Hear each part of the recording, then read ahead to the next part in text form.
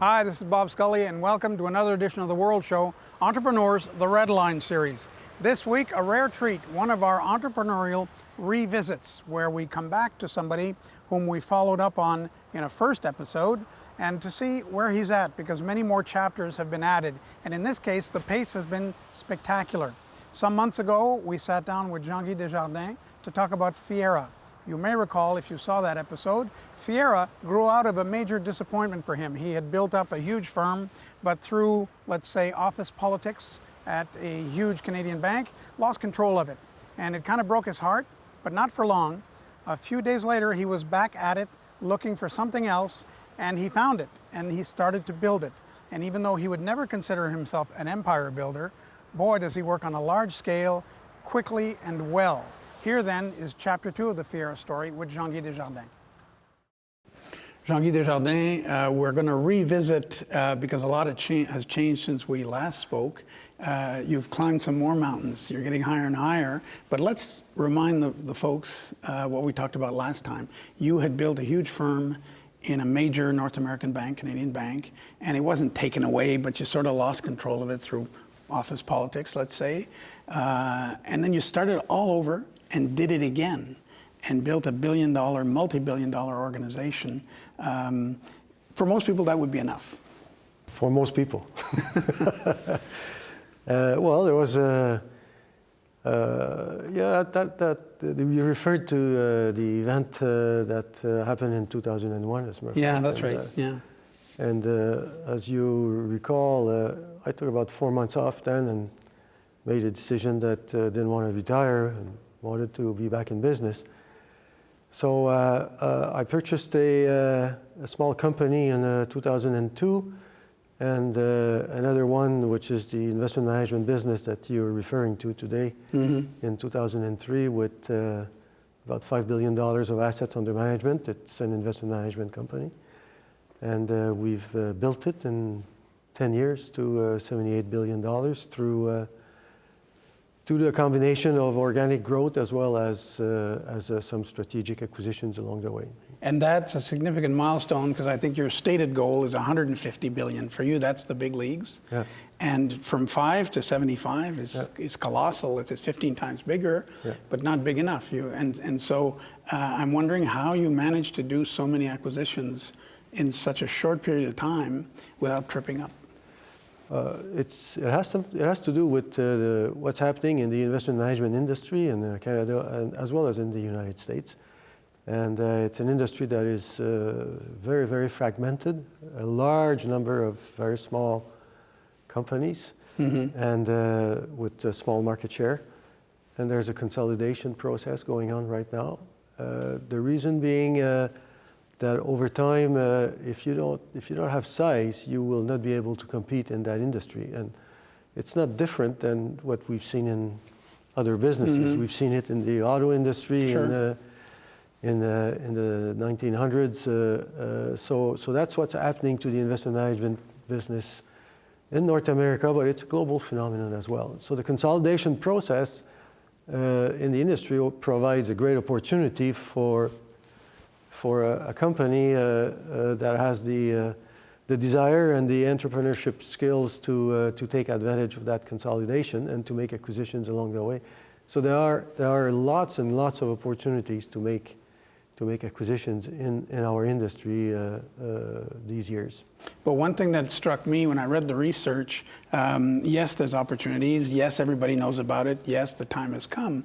But not everybody does it or does it well. And at some point in the research, there was a sentence, you were looking back at the one that you left behind in the bank that used to be yours.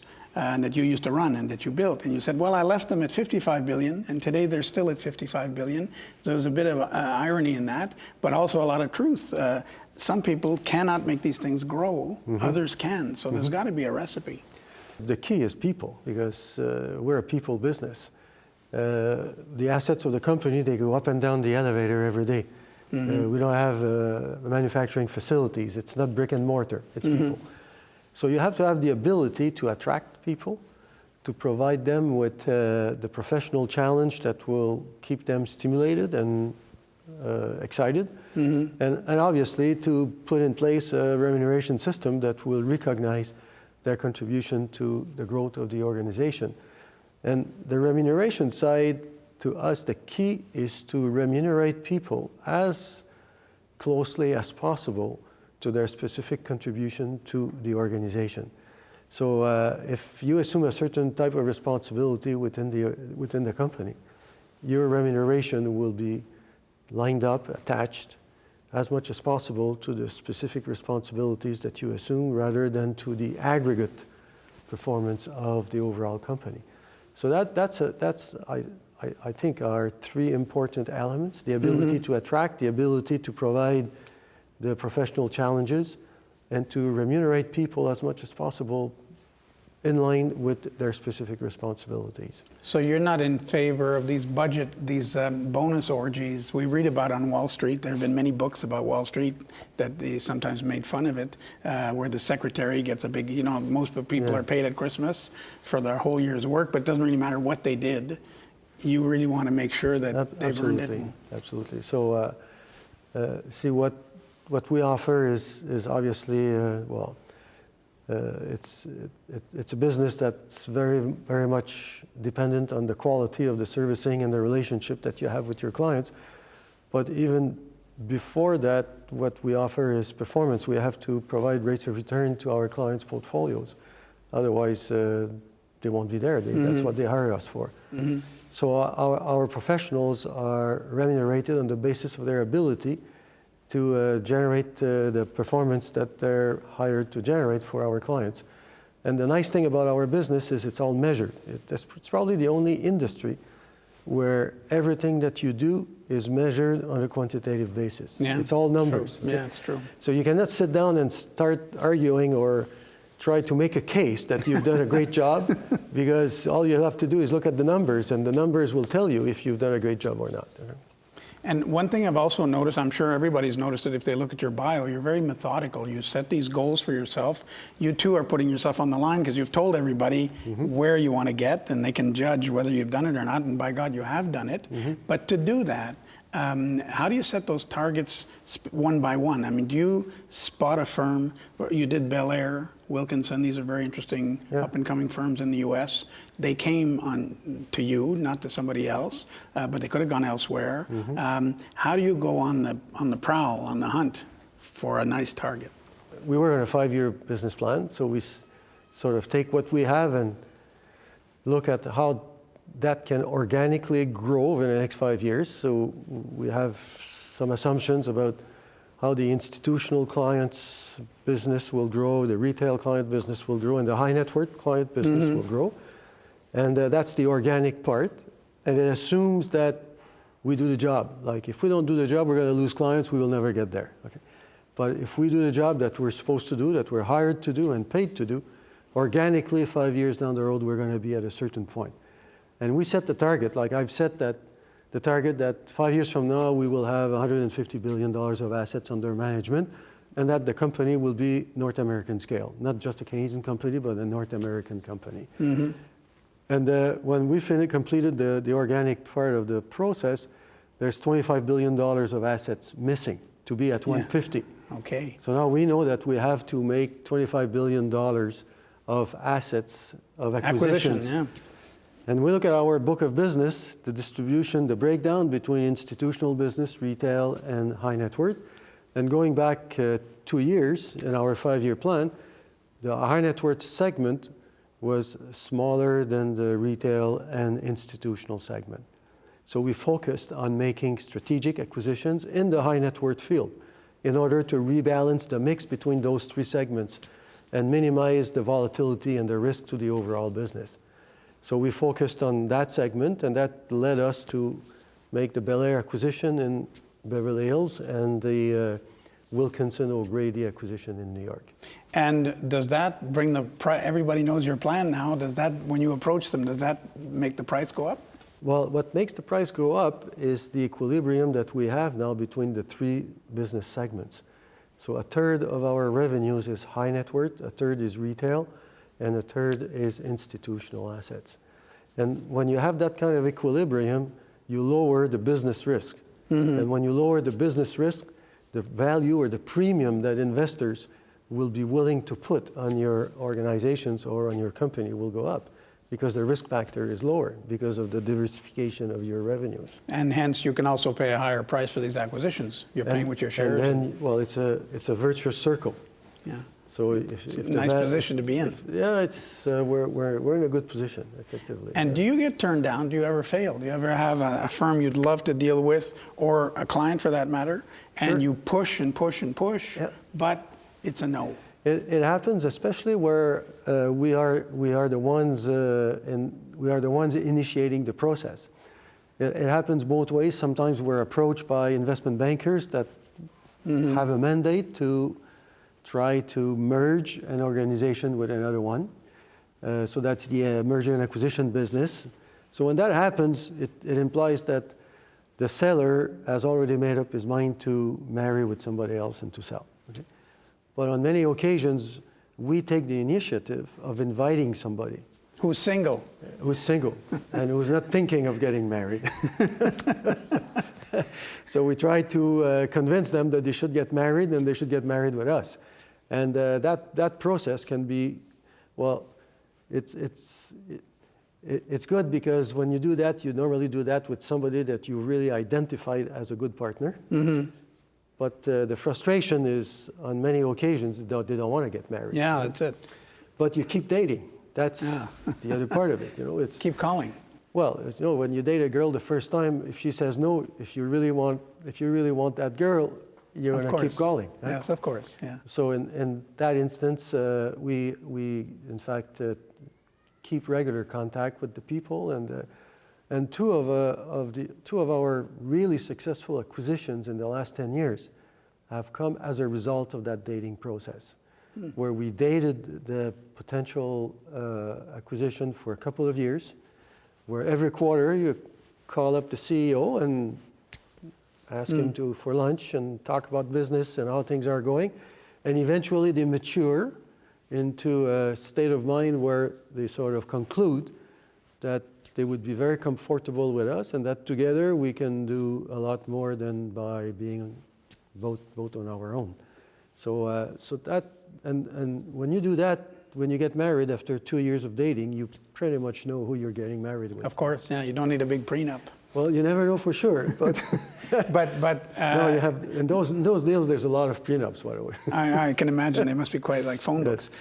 And you mentioned earlier, the auto industry, other industries have gone through consolidations like that. Sometimes, though, there are divorces. There are withdrawals. Daimler, Benz, and Chrysler were not a fit. They tried very hard, and they finally gave up. Yeah. Culture clashes. You don't seem to have had any where we've never heard on the street, this firm isn't happy there and they're reconsidering and so on. How do you avoid culture clashes? Because we go through all that before getting married. That's the dating part. We've never acquired a business. We acquired a book of business, but not people, once. And we did that transaction on a 3-4 month time horizon. But every other transaction we've made, we did over at least 12 months. So there's a pretty long dated process that takes place where we deal with those issues. And if it doesn't come together during that dating phase, then we don't get married. We don't make the acquisition. And both sides agree to just move aside. And we've had quite a few of situations where after a few months, we come to the conclusion that the marriage doesn't fit. We don't come together. So what we do is we sit down with people and we discuss with them the objective, the goal, the dream, if you want. Where do we want to be 5-10 years down the road? Where we think success will be and how to get there. And yes, it's true, they have a culture, they have a way of doing things. We have a culture, we have a way of doing things. And the trick is we are flexible, we change in the process. And they have to be flexible, and they have to change in the process, because what comes out is neither us or them. Of course, it's a combination of the two. So we negotiate and we discuss the compromises, the changes, the differences that we have to deal with. And once we come to a common mind and a common vision, then we have a marriage. Then we get married. So it requires a lot of time and a lot of energy before we consume an acquisition. Yeah. And you're known as this is again, and it comes up in the research, the general who never retreats. And so the persistence is there, obviously, but of course with a method that you've just described. But I'm told that you're still, like somebody putting his hand into the product, goes down on the factory floor, you still go after client, not just firms, but clients. You wine and dine clients, which you wouldn't have to do normally. You could have people do that. I'm still involved in all aspects of an investment manager's responsibility. Mm-hmm. So yes, I do marketing activities. I try to win clients. I don't do it full time, but I do it occasionally. I'll go out and I will identify opportunities, and if I'm invited, I'll join and try to help winning a client. I have clients that I look after myself. So I do client servicing and manage their portfolios, and I assume investment management responsibilities. So I'm on the floor producing, and I sort of I live with all those people. I live with the marketing people. I live with the servicing people. I live with the investment management group, and I'm the CEO of the firm. So I basically bring the overall vision of the organization to all the employees of the firm. So it's something that I need. I need to be involved because I need to feel that I'm part of it. That's my motivation. Otherwise, I think I'd lose the motivation. And one dimension of money management that people are not perhaps that much aware of, but I get it from practically every person who's been involved in that. They have to be psychologists who can do hand-holding when the economy tanks. They get their clients get on the phone, they're nervous, they're always nervous, no matter how much you reassure them they're nervous. And so do you still do some of that?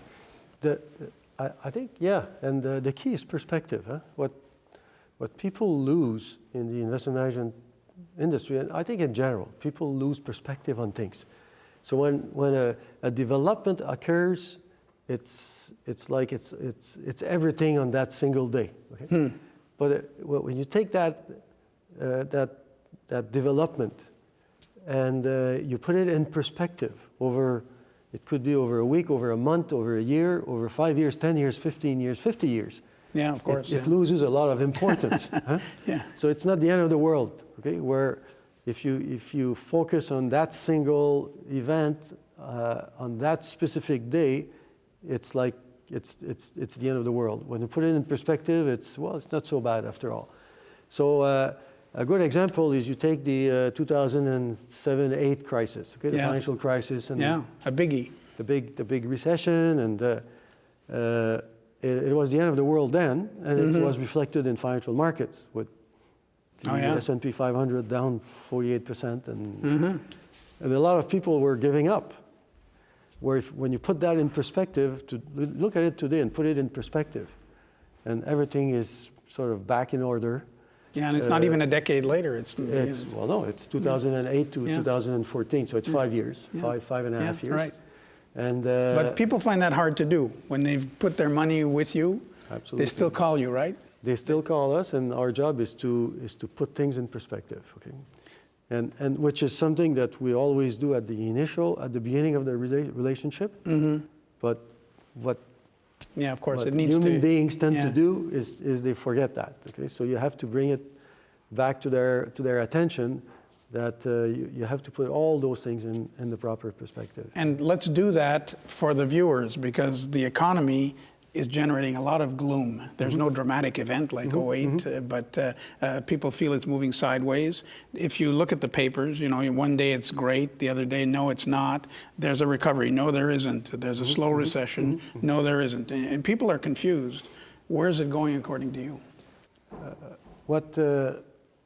What we had to live with between 2008 and 2013, I'd say the end of 2012, middle of 13, is we had a number of economic disequilibriums around the world that were a serious threat to the stability of the global economic system. So you're talking about the US financial crisis, the bankruptcy of Lehman Brothers, the threat of the breakdown of the euro, Yeah. the European banking system, the risk of the Chinese hard landing, which was a big thing in 2012 as a risk scenario, which would have had implications for the overall global economic system. The bankruptcy of the five difficult economies in Europe, okay, Italy, Portugal, PIIG, Greece, the pigs, and all these developments, if governments and central banks and the global organizations like the IMF, for example, had lost control of those developments, it was a serious threat to the stability of the global economic system. And now? And the markets were very worried about that. And Yeah. they kept coming. We had 4 or 5 of those over 5 years. Today, they've all been dealt with. Nobody worries really anymore about the risk of Greece going bankrupt or the risk of Portugal or Spain going bankrupt and the euro breaking down. Nobody really worries about the Chinese economy going into a hard landing. The US financial system has more than recovered, in fact. It's in very good financial condition today. And the global regulation of the financial system has improved significantly, reducing the risk of those events happening again. Okay?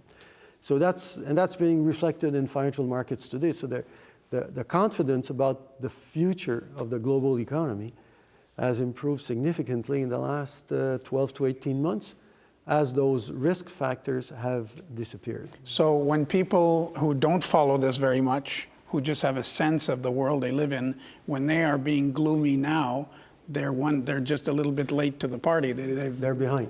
They're Okay. behind. If one wants to focus on the risk scenario, there's, in our opinion, one risk left, which is the European banking system that has not really yet fully cleaned up all the bad credits that they had accumulated before 2008. And they've gone through a process where they've put in place the structures that will lead them into doing that cleanup within the next 12 to 18 months. The largest financial institutions in Europe are now under the regulatory responsibility of the European Central Bank, which is a big development in Europe. The European Central Bank will be running a stress test on the largest European banks and forcing them to clean up the balance sheet that they haven't cleaned up in the last 5-6 years in order to put them in a situation where they're going to be strongly capitalized, and the risk of some difficulties surfacing in the European banking system will pretty much have disappeared after they will have done the cleanup process.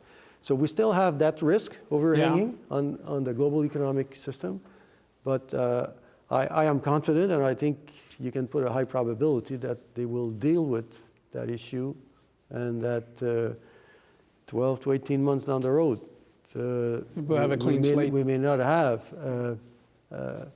a situation where a structural risk to the global economy will be in place. And when that disappears, optimism and visibility about the next 4 or 5 years will be even better than it is today, which today is much better than it was 12 to 18 months ago. Well, that's a good way to end, except I have one question left, because again, when we read your bio, everything is planned and deliberate, and you're on the record, so you know you have to get there. So you did say, well, I want to start a new family. When you decided to keep on working, you said one of the reasons is I want a new family, and I just met the 2 young daughters. You did that too. And she didn't. Your present wife didn't want to get married, and she did. I mean, you applied your formula successfully. Yeah. Well, I dated her. Dated her for 2 years, and that's it. That's exactly the. And the issue was not. Well, my wife was like of a certain age then, a little bit above 40, and marriage was not the issue. She basically had made up her mind not to have children. So during that dating process, I I managed to create a vision of what our future could be with children, and she finally agreed that she would go for it and try to have children, and we, thank God, successfully had two beautiful little girls. Yeah. Yeah, well, I'm not surprised. I don't think anybody listening to us is surprised. Jean-Guy Desjardins, you're great at not just dreaming the dreams, making them come true, so long life to you. Thank you very much. Thank you. Jean-Guy Desjardins was our guest this week on Entrepreneurs, the Red Line series of the World Show. I'm Bob Scully. Have a great week. Thanks.